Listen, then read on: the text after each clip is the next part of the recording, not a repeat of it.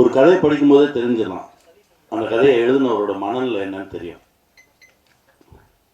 அந்த மனசு தான் ராம் சக்கரியை என்கிட்ட கொண்டு வந்துச்சு.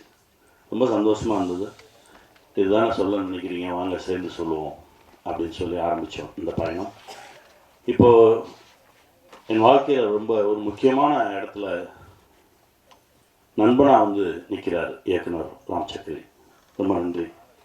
நான் இந்த மாதிரி மனுஷங்களை பார்க்குறது ரொம்ப அரிது. இவங்களெல்லாம் பத்திரமா பாதுகாத்து வச்சுக்கணும். ஏன்னா நிறைய உண்மையோடையும் நிறைய எளிமையோடையும் நம்மளால் அந்த சமூகத்துக்கு ஏதாவது ஒரு பங்கு இருந்துடணும், எல்லாரும் நல்லா இருக்கணும் அப்படின்னு நினைக்கிறவங்க ரொம்ப குறைவு. அப்படி இருக்கிறவங்களால தான் அந்த உலகமே இயங்குதுன்னு நான் நினைக்கிறேன். நன்றி சார், நன்றி, வாழ்க. இந்த படத்தில் என்னோட நடித்த எல்லாருமே, ஏன்னா அவர் வந்து எப்படின்னா எனக்கு அவருக்கு எப்படி சிங்க் ஆச்சு நான் நினைக்கிறேன் அப்படின்னா, நான் எதையுமே யோசிக்கவே மாட்டேன். நான் டக்குன்னு முன்னாடி கால் எடுத்து வச்சிருவேன். ஆனால் அவர் நிறைய யோசிப்பார். எனக்கு அவர் அப்படியே ஆப்போசிட். அவர் இந்த படத்தில் ஒருத்தர் செலக்ட் பண்ணியிருக்காங்க அப்படின்னா அவ்வளவு ஆழமாக யோசித்து அதுக்கு ஒரு 4 ஆப்ஷன் பார்த்து அதில் ஒரு ஆப்ஷனை கண்டுபிடிச்சி ரொம்ப க்ளீனாக கொண்டு வந்து நிறுத்தியிருப்பார். அதனால தான் அந்த படத்தில் அவ்வளோ பேரும் அவ்வளோ அழகாக நடிச்சிருந்தாங்க. எல்லோருக்கும் என்னுடைய மனமார்ந்த நன்றி, வாழ்த்துக்கள். போதனம் சார், நீங்கள் சொன்னது முதல்ல புரிஞ்சது. அப்புறம் எதையோ ஆண்களை தூக்கிட்டு பெண்களை குறைச்சோம்ன்ற பதட்டத்தில் வேற ஒன்று சொல்லி மொத்தத்தையும் எனக்கு என்ன சொன்னீங்கன்னு கடைசி சரி ஏதோ சொல்லியாச்சு. ஆனால் அவங்க மனசு புரிஞ்சது. வாழ்த்துக்கள். எல்லோருக்கும் என்னுடைய மனமார்ந்த நன்றி. என் தம்பி கேமராமேன் ஒருத்தர் நமக்கு ரொம்ப பிடிச்சா தான் அவங்கள பார்த்து சத்தம் போடுவோம். முதல் நாளோ 2வது நாளோ சத்தம் போட்டேன். நான் மனசு கேட்கல. திரும்ப கேரன் கூப்பிட்டு அந்த தோளில் கை போட்டு ரொம்ப நல்லா வர வேண்டியவன்டா, என்னமோ ஒன்று நடக்குது, அது சரி பண்ணிக்கோ அப்படின்னு சொல்லி ஒரு 5 நிமிஷம் பேசினேன். அதற்கு பிறகு ரொம்ப ரொம்ப சரியாக போச்சு. கடைசி நான் படம் பார்த்தோன்னே ரொம்ப வியந்துட்டேன். படம் பார்த்தோன்னே அந்த லென்சிங் சென்ஸ், அது எங்கள் டைரக்டர் அடிக்கடி சொல்லுவார். எந்த இடத்துல எந்த லென்ஸை பயன்படுத்தணுன்றது ஒரு கேமராமேனுக்கு தாண்டா தெரியும், அவன் தான் சரியான கேமராமேன் அப்படின்னு சொல்லுவார். ரொம்ப அழகாக பயன்படுத்தியிருந்தார். நான் படம் பார்த்த உடனே முதல்ல கூப்பிட்டேன். வாழ்க, இன்னும் பெரிய இடம் இருக்குது உனக்கு சினிமாவில். வாழ்த்துக்கள், வாழ்த்துக்கள். டெக்னீஷியன்ஸ் எல்லாருமே சங்கர் சூப்பராக பண்ணார். நான் அந்த படம் ஷூட்டிங் போயிட்டு இருக்கும்போது நான் ஸ்கூல் பஸ்ஸுக்காக ஒரு 4-5 பஸ்ஸை வச்சு ஒரு ஆக்சிடென்ட் சீக்வன்ஸ் எடுக்க போகிறேன்டா தம்பி, இது எப்படி எனக்கு டிசைன் பண்ணணும்னு தெரியல அப்படின்னு சொல்லி கேட்டுட்டு இருக்கும்போது எனக்கே போய் 4 பஸ்ஸு வாங்கிட்டு வந்து கொடுத்தேன். பஸ்ஸுனா இந்த பஸ்ஸு, குட்டி பஸ் வாங்கிட்டு வந்து கொடுத்து இதை வச்சு பண்ணுங்கண்ணே, இப்படி பண்ணுங்கண்ணே சொல்லி எனக்கு கொடுத்தான். அந்த மாதிரி ஒரு அற்புதமான ஒரு உழைப்பாளி. இது பண்ணுவோமா அது பண்ணுவோமா அப்படி இப்படின்னு தேடிக்கிட்டே இருக்கக்கூடிய ஒரு உழைப்பாளி மியூசிக் டைரக்டர் சார். உங்களுடைய மனசு ரொம்ப பெரிய மனசு சார். அதான் கேட்டேன் என்னங்க அப்படின்னா, இல்லை என் பேர் போட வேண்டாம், கம்பெனி பேரை போடுவோம். இதில் என் உழைப்பு மட்டும் இல்லையே, இதில் கிட்டத்தட்ட 100கணக்கான பேரோட உழைப்பு இருக்குது, இது எல்லாருக்கும் பொதுவானது, இதில் கிடைக்கிற விஷயத்தெல்லாம் எல்லாருக்கும் கொடுப்போம் அப்படின்ற ஒரு மனசு இருக்குல்ல, அந்த மனசுக்கே வேறு ஒரு பலம் கிடைக்கும் சார். உங்களுக்கு வாழ்த்துக்கள். அப்புறம் எடிட்டர் சார், உங்களுக்கு நேற்று ஐயா படம் பார்த்துட்டு ரொம்ப நேரம் சொல்லிகிட்டே இருந்தார், யார் எடிட்டர் உங்களை பற்றி ரொம்ப நேரம் பேசிகிட்டே இருந்தார். அப்புறம் மாஸ்டர், நான் என்னமோ பெரிய பிரேக் டான்ஸ் ஆடுற மாதிரி பேசுகிறீங்க, ஏதோ ஆட்டோன்ற பேரில் என்னமோ ஒன்று பண்ணிட்டு இருந்தேன், அது வந்து சேர்ந்துருச்சு. ரொம்ப தேங்க்ஸ் மாஸ்டர், என்னையும் வந்து ஆட வச்சுட்டீங்க, ரொம்ப மகிழ்ச்சி மாஸ்டர். தேங்க்யூ. காஸ்டியூம்ஸ் மேடம் நல்லா இருந்தது, உண்மையிலே நல்லா பண்ணியிருந்தீங்க. தேங்க்யூ. என் மயன் சூப்பராக கலக்கிறடா. எங்கள் எல்லாத்தையோட அவங்க தான் வந்து சப்ஸ்கிரைபர்ஸ் ஜாஸ்தி, வியூவர்ஸ் ஜாஸ்தி, நாங்களாம் குறைவு, குட்டி புலி அப்படின்னா தேசத்துக்கே தெரியும். இன்னும் நல்லா அவனுடைய எனர்ஜிக்கு ஏன்னா கடலில் தூக்கி போடவா போடு அப்படின்றான். அப்போ அதுக்கப்புறம் ஏதே எப்படா வந்துடுவேன், நான் வந்துடுவேன், நீங்கள் தான் இருக்கீங்களா, என்னை தூக்கி போடுங்க அப்படின்னு சொல்லி அவ்வளவு எனர்ஜியாக, ஏன்னா நம்ம ஊருக்காரன், அதனால் அந்த எனர்ஜி ரொம்ப சந்தோஷமாக இருந்தது. அற்புதமாக வேலை பார்த்தோம். தேங்க்யூ. எல்லோருக்கும் என்னுடைய மனமார்ந்த நன்றி. ஸ்ரீ சரவணன் ரொம்ப நல்லவன், வாழ்த்துக்கள் சரவணா, அழகுடா. ஒரு 2003-2004 நாங்கள் ஒர்க் பண்ணிட்டு இருந்த காலகட்டம் தான் ஒரு சரவணாங்க, நிகில் நண்பர், அப்புறம் செந்தமிழன் அப்படின்னு சொல்லி ஒரு நண்பர். கேபி சாரோட பட்டறையில் வேலை பார்த்துட்ருக்கோம். எல்லாரும் எழுதுவாங்க, வேலை செய்வாங்க. ஆனால் செந்தமிழனோட எழுத்துக்கு ஒரு மிகப்பெரிய ஃபேன். மைக்ரோ தொடர்கள், மேக்ரோ சிந்தனைகள்னு ஒன்று போயிட்டுருக்கோம். செந்தமிழன் எழுதுவாரா அப்படின்னு காத்துட்டு இருந்த கதைகள்லாம் நிறையா இருக்குது.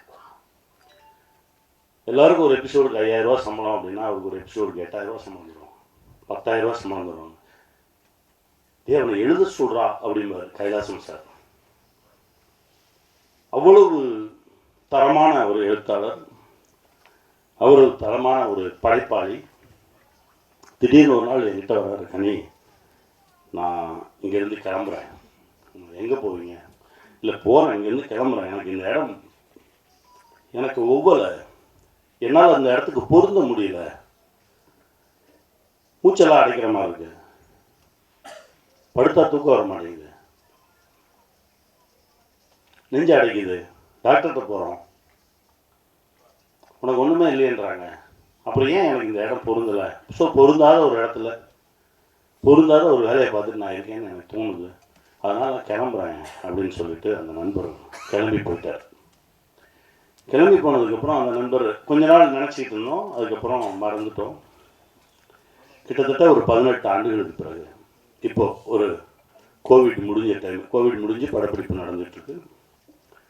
கும்பகோணத்தில் ஒரு நண்பரை சந்திக்கிறேன். அப்போ சொல்கிறார், கனி இந்த கோவிடுக்கு ஊசி போட்டதுக்கப்புறம் எந்த மருந்தும் வேலை செய்ய மாட்டேங்குது, காய்ச்சல் வந்தால் காய்ச்சல் இருந்துக்கிட்டே இருக்குது, வயிற்று வயதாக இருந்துக்கிட்டே இருக்குது, எதுவுமே வேலை செய்ய மாட்டேங்குது, நம்ம உடம்புக்குள்ள இன்னத்தையும் அனுப்பிச்சி விட்டாங்க, என்ன பண்ணுறதுன்னே தெரியல, கொஞ்சம் சிக்கல்கள் இருந்தது. அப்போ ஆசான்னு ஒருத்தரை போய் சந்தித்தேன். ஒரு பேரை சொல்லலை, ஆசான்னு சொல்கிறாங்க. ஆசானை சந்தித்தேன், இந்த மாதிரி பிரச்சனையாக இருக்குது, எந்த மருத்துவமுமே வேலை செய்ய மாட்டேங்குது அப்படின்னு. அப்போ அவர் என்கிட்ட கேட்டார், கடைசியாக எப்போ செருப்பு இல்லாமல் நடந்தீங்கன்னு கேட்டார். நடந்து ரொம்ப நாள் ஆச்சு. நடங்க, மழை பெஞ்சா நனைங்க, வெயில் அடித்தா காய்ங்க, செருப்பு இல்லாமல் நடங்க, பசிச்சா சாப்பிடுங்க, இதுதான் வைத்தியமா? ஆமாம், இதுதான் வைத்தியம், போங்கன்ட்டார். இந்த பிரபஞ்சத்தோடு நீ தொடர்பில் இரு, பிரபஞ்சம் உன்னை காக்கும் அப்படின்னு சொல்லி அனுப்பிச்சிட்டாரு. ஒரு 6 மாதம் ஆச்சு. நான் அதை தொடர்ந்து செய்கிறேன். ஒரு 6 மாதம் கழித்து பார்த்தா என் உடம்புல இருந்த பிரச்சனைகள்லாம் கொஞ்சம் கொஞ்சமாக குறைய ஆரம்பிச்சுது. அதுலேருந்து நான் அவரை அடிக்கடி பார்க்க ஆரம்பிக்கிறேன், பேச ஆரம்பிக்கிறேன். அவரோடு இருந்தாலே எனக்கு ரொம்ப பாதுகாப்பாக இருக்க மாதிரி இருக்கு. எனக்கு ரொம்ப ஆச்சரியமாக இருந்தது. நான் உடனே அவரை பார்க்கணும், ஏன்னா நாளைக்கு எனக்கு படப்பிடிப்பு முடியுது, நான் இங்கேருந்து கிளம்பி போகும்போது எப்படியும் தஞ்சாவூர் வழியாக தானே போகணும், நான் அவரை பார்க்கணும். நீங்கள் கேளுங்க. அவர் என்கிட்ட சொன்னது நைட்டு ஒரு 9:45 10 மணி. நீ கேளுங்க, நான் நாளைக்கு கிளம்பி போகும்போது பார்த்துட்டு போய். இல்லை இப்போல்லாம் ஃபோன் பண்ண முடியாது, அவரோட நான் நேரடியாகலாம் தொடர்பு கொள்ள முடியாது, அங்கே யாராவது இருப்பாங்க, அவங்ககிட்ட தான் பேசணும், நான் காலையில் பேசிட்டு சொல்கிறேன். காலையில் 6 மணிக்கு அவர் எனக்கு அடிக்கிறாரு, அவர் உங்கள் ஃப்ரெண்டாம்பா அப்படின்னாரு. ஏன் ஃப்ரெண்டா, என்ன சொல்கிறீங்க அப்படின்னு. இல்லை உங்களை வரும்போது வந்து பார்த்துட்டு போக சொன்னார், அப்போவும் பேர சொல்லலை. எனக்கு யார் நம்ம நண்பர் யார் அப்படின்னு சொல்லிட்டு நான் கிளம்பி போனால் என் நண்பனை பார்க்குறேன். 18 வருஷம் கழிச்சு முதல் வார்த்தை, என்னை பார்க்க வர்றதுக்கு இவ்வளோ நாள் ஆச்சா உனக்கு அப்படின்னு. போகும்போது ஃபுல்லாக பொட்டக்காடாக இருக்குது, கருவேல முள்ளுமா பொட்டக்காடுமா இருக்குது. ஆனால் ஒரு 7-8 ஏக்கர் மட்டும் ஒரு வனமாக இருக்குது. அங்கே எல்லா பறவைகளும் இருக்குது, எல்லா விலங்குகளும் இருக்குது, ஆடு மாடு இருக்குது, கோழி இருக்குது, அற்புதமான மனுஷங்க இருக்காங்க. என் நண்பன் அப்படியே கட்டி தழுவிட்டு கொஞ்ச நேரம் நின்று, என்ன இது, என்ன பண்ணிக்கிட்டு இருக்கீங்க அப்படின்னா, அதுக்கப்புறம் தான் எனக்கு பல விஷயங்கள் தெரிய வருது. கிட்டத்தட்ட ஒரு 62 புத்தகங்கள் எழுதியிருக்கிறாரு. இதையெல்லாம் தாண்டி அந்த ஊர் திரும்பங்கள் அப்படின்ற ஒரு விஷயம், உனக்கு ஒவ்வாத இடத்துல நீ இருக்காத, உனக்கு ஒரு இடம் பொருந்தும், நீ அந்த இடத்துல இருந்தால் சந்தோஷமாக இருப்ப, உன் மனசு நல்லா இருக்கும், உடம்பு நல்லா இருக்கும், நீ கடன் இல்லாமல் இருப்ப, பிரச்சனைகள் இல்லாமல் இருப்ப, அந்த இடத்த தேடி போயிரு. பல பேர் நம்ம பார்த்துருக்கோம் தெரியுமா, ஒரு 2 வருஷம் நான் அந்த கஷ்டப்பட்டு இந்த வேலையை பார்ப்பேன், அதுக்கப்புறம் எனக்கு பிடிச்ச மாதிரி ஒரு வேலையை பார்ப்பேன்னு சொல்லுவாங்க. 2 வருஷம் கழிச்சு கேட்டாலும் அதே தான் சொல்லுவான், 20 வருஷம் கழிச்சு கேட்டாலும் அதே தான் சொல்லுவான். ஏன்னா அவனால் போகவே முடியாது, எல்லாத்தையும் அப்படியே வெட்டிட்டு கிளம்புனார். அப்போ உட்காந்து பேசுகிறோம், அவ்வளோ விஷயங்கள் பேசுகிறோம். அவர் ஒன்றும் இப்படி உட்காந்துருக்காருன்றதுனால எதுவும் இல்லாதவர் நினச்சிடாதீங்க. அவர் மிகப்பெரிய செல்வந்தர். ஏன்னா அதை தான் நான் உங்களுக்கு சொல்லணும். ஏன்னா விட்டுட்டு போ அப்படின்னா போய் சும்மா உட்காந்துருக்க சொல்கிறானோன்னு மட்டும் நினச்சிடாதீங்க. பிடிச்ச வேலையை செய்யும்போது பல விஷயங்கள் நம்மளை தேடி ஒரு மிகப்பெரிய செல்வந்தர். ஆடு மாடுகள், சொந்தங்கள், ஆயிரக்கணக்கான சொந்தங்கள். அவர் சொன்னதை கேட்டு அவரை மாதிரியே இருக்கக்கூடிய மனிதர்கள் பல பேர் மிகப்பெரிய வேலைகள் இருந்தவங்களாம் நமக்கு பிடிக்காத ஒரு வேலையை செஞ்சுட்டு இருக்கோம், பிடிச்ச மாதிரி இருப்போம், சந்தோஷமாக இருப்போம், வாழ்கிற வாழ்க்கையை மகிழ்ச்சியாக வாழ்வோம்னு சொல்லி திரும்பி வந்தவங்க தமிழ்நாடு பூரா அங்கங்கே இருக்காங்க, தேசம் முழுவதும் இருக்காங்க. அவர்கள் எல்லோரும் செல்வந்தர்களாக தான் இருக்காங்க. காலையில் ஜிம்முக்கு போயிருந்தேன். ஒருத்தர் சொன்னார், சார் நம்ம பிரைம் மினிஸ்டர் அடுத்த லாக்டவுனுக்கு ரெடி ஆகிக்குங்கன்னு சொன்னார், கவனிச்சிங்களா அப்படின்னாரு. ஆமாம் சொல்லுவார், என்ன செய்ய தயாராக. சார் என்ன சார் செய்கிறது? எனக்கு ஒரு சந்தோஷம். ஏன்னா எங்ககிட்ட நல்ல குடிநீர் இருக்குது, நல்ல காற்று இருக்குது, நல்ல உணவு இருக்குது.